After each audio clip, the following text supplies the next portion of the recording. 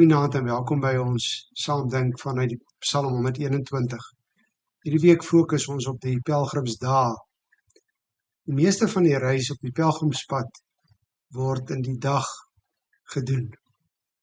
Omdat dit die aktiewe deel van die dag van die lewe omvat, is daar anders as in die pelgrimsnagte ook ander uitdagings en gevare in die dag. Vir die pelgrimsdae is daar veral 3 beloftes in Psalm 121. Hierdie is trooswoorde vir die dagdele van die pelgrimspad.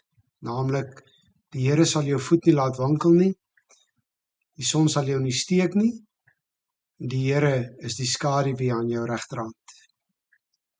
Vanaand dan, die Here jou bewaarder sal jou voet nie laat wankel nie. Die voet word hier gebruik om die fisiese beweging mee aan te dui. Dit is met die voet dat jy op loop gaan. Die pelgrimsreis se fisiese gevare word geskets deur die voet wat kan struikel en wankel. In die rotsagtige klip woestynwêreld, veral as die pad bergop lei, kan jou voet maklik struikel en kan jy val. Jy kan beserings opdoen. Ons mense is breekbaar en kry maklik seer. Ons moet hier nie te vinnig vergeeslik nie. Die Here wat die hemel en die aarde geskep het, bewaar ook alles wat hy geskep het. En in die besonder bewaar hy ook sy kinders, tree vir tree. Op ons lewenspad, op pad na hom toe.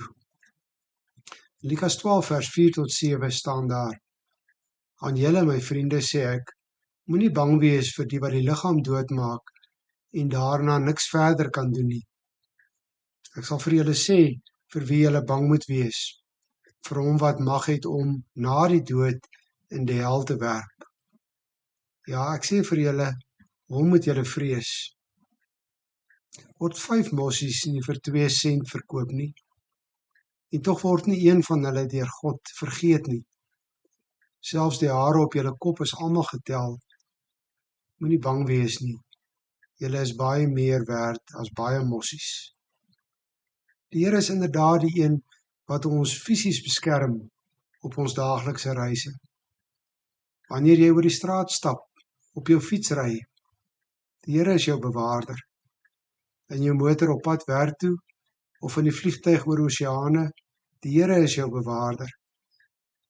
Ek kan met vertroue voortleef elke dag, elke kilometer, elke tree. My lewe is in sy hand.